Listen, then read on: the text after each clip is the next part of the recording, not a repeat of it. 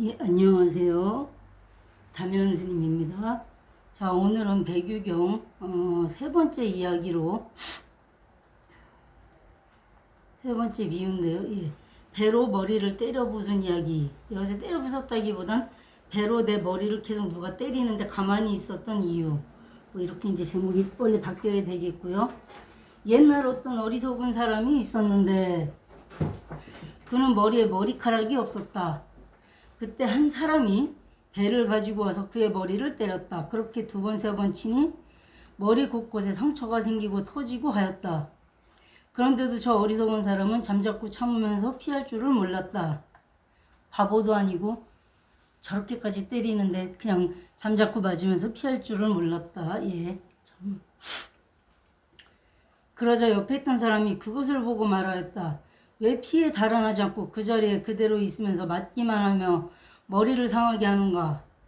이 사람이 대답하였다.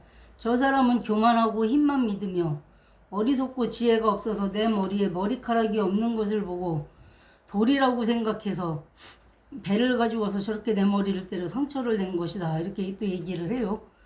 그러니까 옆에 있던 사람이 말하기를 당신 자신이 이렇게 어리석은데 어째서 저 사람을 어리석다고 하는가?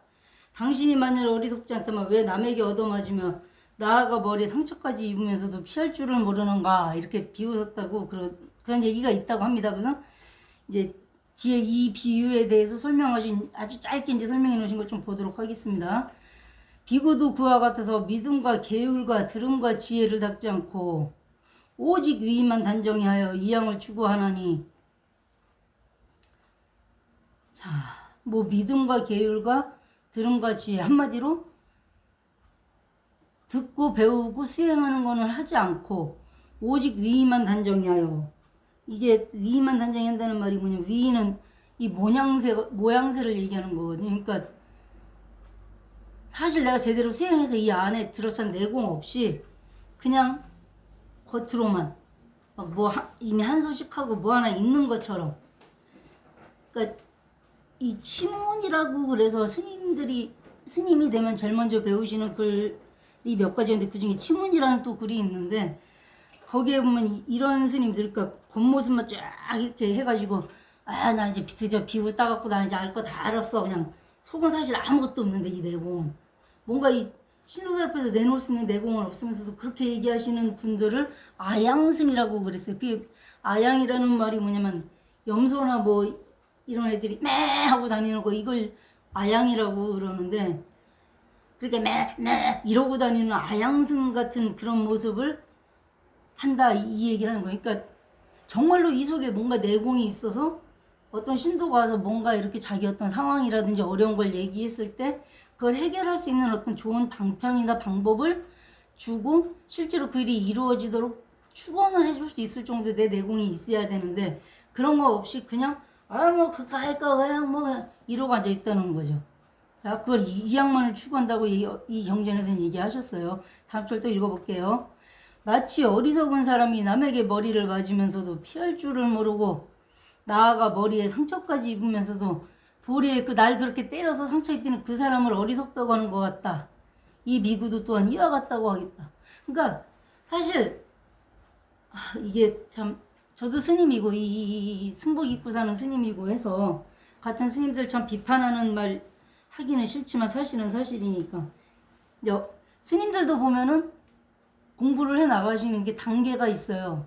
딱 요 단계까지 가시면 이런 식으로 또 공부해서 이런 단계로 또 올라가시고 짝짝짝짝 이렇게 쫙 그 주식 그 우상향 하듯이 쫙 가셔야 되는데 한 비구개 정도 딸 때 되면 사실 그런 병이 한번 오기는 와요. 저도 그랬고 한 비구개 딴다는 얘기는 3위 포함해서 스님대가 횡자 때까지 다 따지면 한 4, 5년 그것도 절반 먹고 큰 스님들 하시는 저기 법문도 듣고 큰 스님들한테 또 혼나가면서 배우기도 하고 뭐 해서 잘은 몰라도 대충 뭐 좀 알 것 같거든. 아리까리 하긴 하지만 그러니까 그 아리까리 하지만 알 것 같은 거 꺼갖고 그냥 신도들 앞에서 그냥 큰소리 빵빵 치고 이제 막 머리 깎고 이제 스님 된 지 뭐 몇 달 되지도 않은 후배 스님들한테 내 애들이 뭐 알아?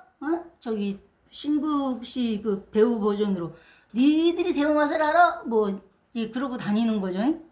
근데 한 10년 차쯤 되면 그게 한번 또 깨져요. 왜? 한 20년, 30년 차 선배 스님들한테 아주 혹독하게 깨져요. 그건 일부러 한 20년 차 되는 스님들이 10년 정도 된 스님들을 그렇게 깨요. 왜? 그래야 한 단계 거기서 아니구나라는 걸 깨닫고 또 올라가거든요. 그게 안 되면 이 아까 이양만을 추구하고 시문에서 말하는 아양성 매 이러고 다닌다. 이게 염소가 매 이러고 다니는 그게 속은 없는데 겁이 나니까 다른 동물들이 자기 공격할까봐 겁이 나니까 그러고 다니는 건데 스님들이 이양만 추구하고 아양성이 되는 것도 똑같은 거예요. 사실 알고 보면 별거 없는데 스님도 인간인지라 먹고는 살아야겠고 그러려면 신도가 있어야겠고 신도가 있다는 얘기는 뭐냐? 그 신도한테 내가 뭔가 있어 보여야 신도들이 있지. 그냥 실제로 뭐가 있는데 가만히 있으면 신도들이 안 붙어요. 저 스님 뭐 모르는 줄 알고 도도 별로 없는 것 같고. 물론 진짜 도가 철철 넘치게 되면 가만히 앉아만 계셔도 신도들이 따라 붙죠. 성철 스님이나 뭐 청화 스님이나 뭐 관흥 스님이나 저기 직지사에서 불교대사전 만드시 편찬하셨던 그런 분들 같으면 가만히만 앉아 계셔도 말 한마디 안 하셔도 그냥 신도들이 알아서 막 줄을 서요. 막 노보살님들 막 줄을 서는데 그 정도의 가마력이 있을 정도로 수행이 안 된 사람이라면 어쩔 수가 없어요.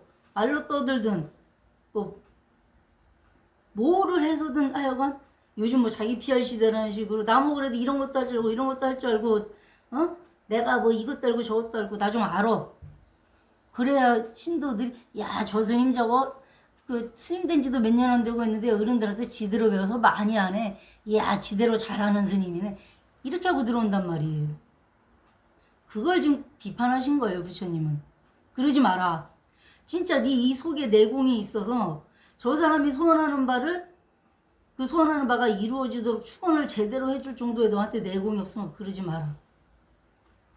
그러니까 글쎄 모르겠어요. 제가 뭐 그러니까 요즘 스님들 치고는 그래도 약간 법납이 좀 높으신 스님들을 이래저래 조금 한 5년 이상 모시고 한 3분을 모시고 4분을 모시고서 산 게 한 6, 7년 되니까 저도 뭐 노스님들한테 듣고 한 게 이제 저희 또래 스님들보다 많고 해서 좀 안다라고 또 이렇게 떠들고 다니는데 저도 어떻게 보면 아양승인 거예요.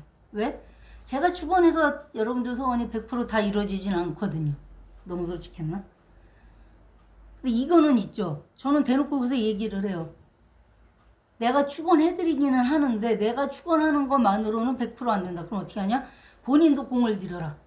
간단하게라도 본인도 축원하면서 기도를 해라. 본인 일은 본인이 가장 절실하기 때문에 본인이 그 절실한 마음을 기울여서 기도를 하는 게 가장 빠르다. 내가 옆에서 도와준다. 그건 가능하다. 그러니까 고속도로 길을 만들어서 서울에서 부산까지 빠르게 가게 경부고속도로 길은 만들어줄 수 있는데 네가 직접 차 운전해서 가라.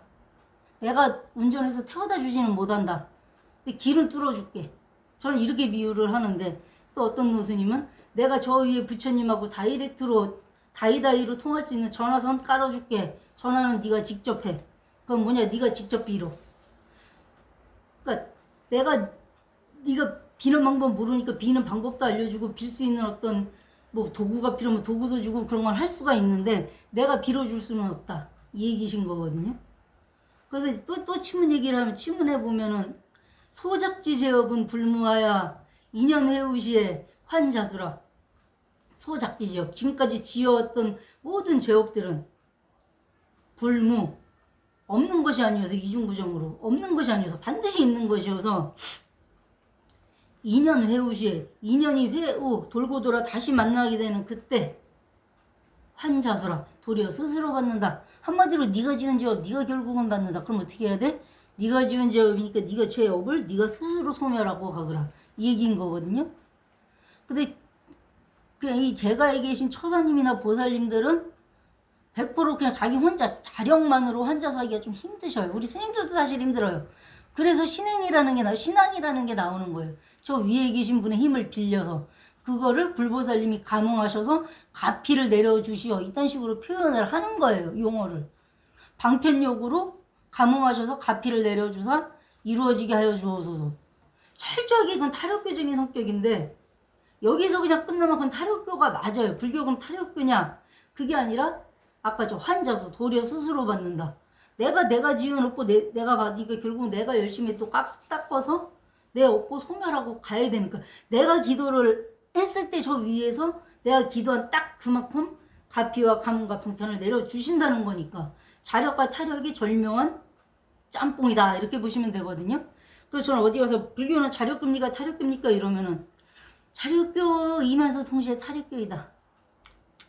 무슨 양신론 양비론 같이 들리시겠지만 불교는 확실히 자력교이면서 동시에 타력교예요.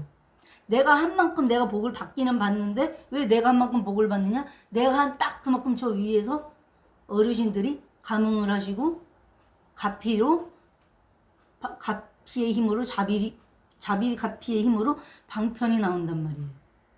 그래서 예전에 지금은 이제 이 세상에 안 계신 분이긴 하지만 진효 선생님이라고 저한테 한 번 가르쳐 주신 선생님이 감흥이 뭔지 아니어서 모르겠는데 그 범종 이렇게 큰 범종에 이따시만한 두께의 그 닭목으로 땡 치면 땡 하고 소리가 나잖아요.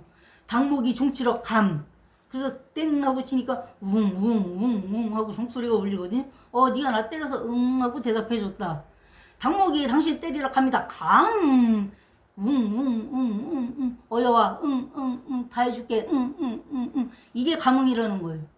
그분이 그러니까 야 감흥 해석하려면 이렇게 해석하는 게 가장 이해하기 쉬워.